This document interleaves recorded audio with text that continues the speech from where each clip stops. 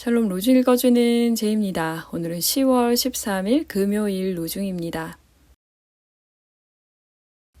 하나님은 땅의 모든 거민을 없는 것 같이 여기시며 하늘의 군대와 이 땅의 모든 거민에게 뜻대로 하시지만 아무도 그가 하시는 일을 막지 못하고 무슨 일을 이렇게 하셨느냐고 그에게 물을 사람이 없다.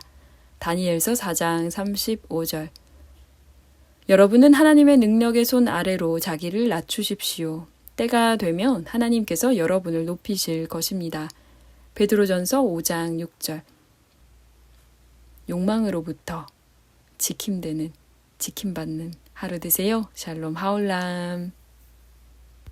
오늘 우리가 함께 읽은 가르침의 본문 베드로전서 5장은 베드로가, 그러니까 교회의 지도자이자 교회의 장로인 베드로가 교회의 지도자들에게 권면하고 있는 내용입니다. 5장 1절부터 쭉 살펴봐야 이 본문이 이해가 잘 될 텐데요. 나는 여러분 가운데 장로로 있는 이들에게 같은 장로로서 또한 그리스도의 고난의 증인이요 앞으로 나타날 영광을 함께 누릴 사람으로 권면합니다.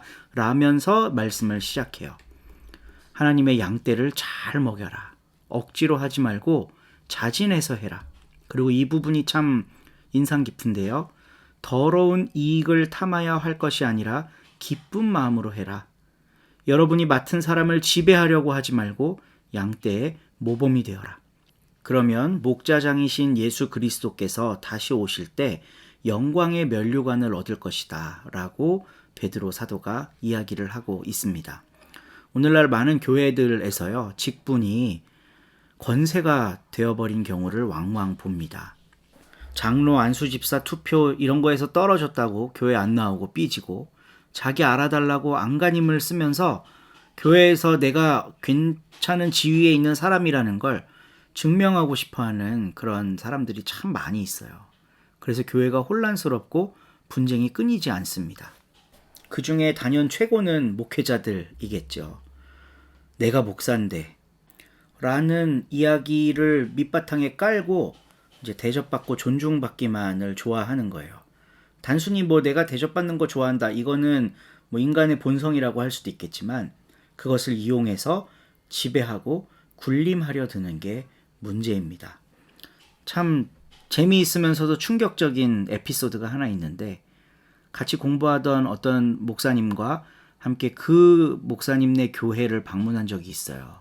그분은 부목사님이었습니다. 근데 부목사 친구들이니까 다 부목사들이었겠죠.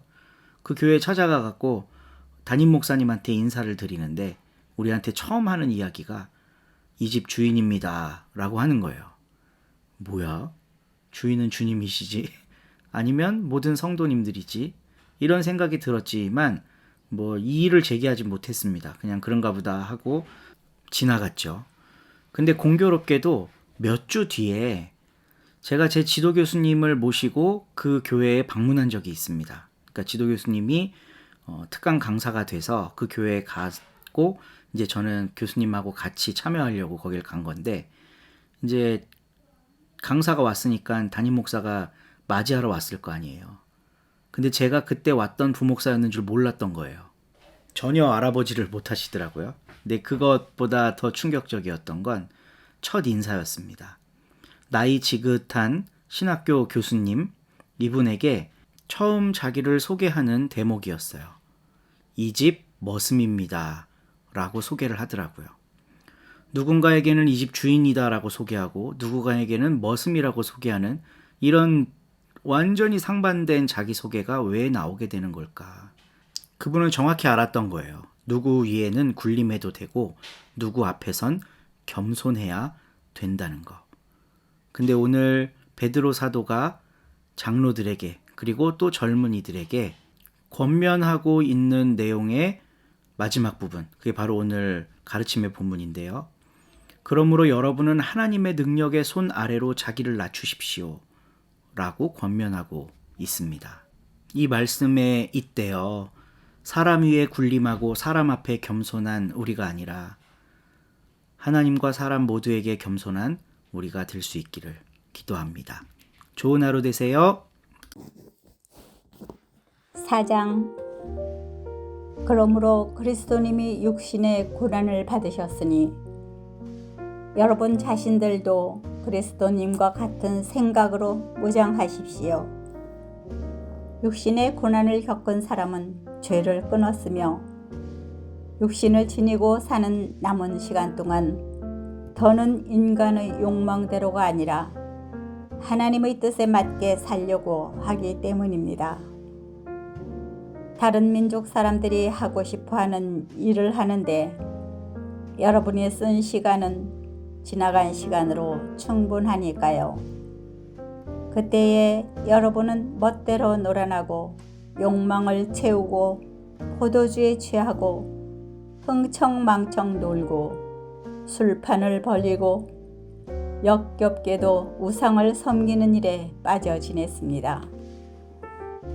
그래서 그들은 이제 여러분이 자기들과 똑같이 방탕한 생활로 함께 달려가지 않는 것을 이상하게 생각하면서 여러분을 모독합니다. 그들은 살아있는 사람들과 죽은 사람들을 심판하시려고 준비하시고 계신 분께 해명을 내놓아야 할 것입니다. 이를 위해 죽은 사람들에게도 복음이 전해졌습니다.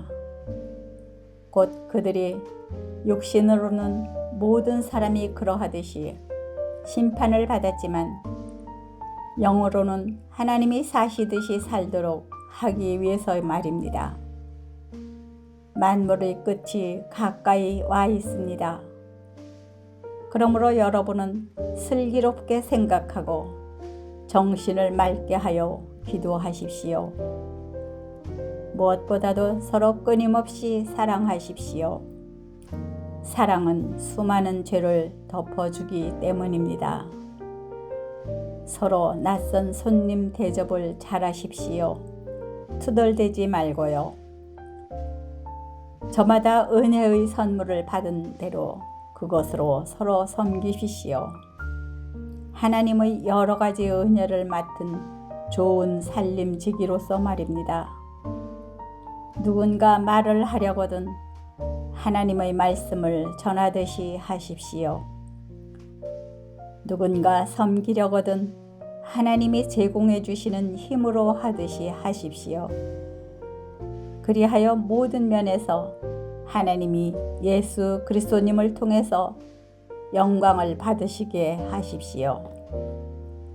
하나님께 영광과 힘이 영원히 있습니다. 아멘. 사랑하는 여러분, 여러분을 유혹하려고 여러분 가운데서 생겨나는 불같은 시련을 이상하게 생각하지 마십시오. 여러분에게 이상한 일이 일어나기나 한 것처럼요. 오히려 여러분이 그것으로 그리스도님의 고난에 참여하는 셈이니 기뻐하십시오. 그리하여 그분의 영광이 나타날 때에도 기뻐 뛸 수 있도록 하십시오. 그리스도님의 이름 때문에 비방을 당한다면 여러분은 복이 있습니다. 영광의 영, 곧 하나님의 영이 여러분 위에 머물러 계시기 때문입니다. 여러분 가운데 누구도 살인자나 도둑이나 악행자나 참견꾼으로 고난을 겪지 마십시오.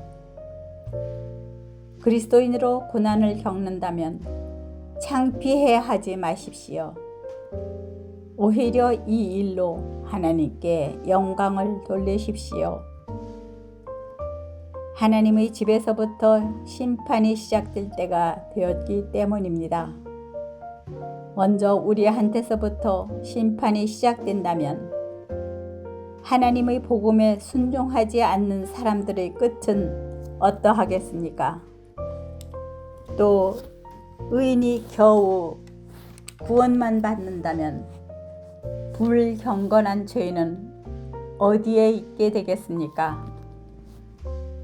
그러므로 하나님의 뜻에 따라 고난을 겪는 사람들은 선한 일을 하면서 신실하신 창조주께 자기들의 영혼을 맡겨 드리십시오. 아멘.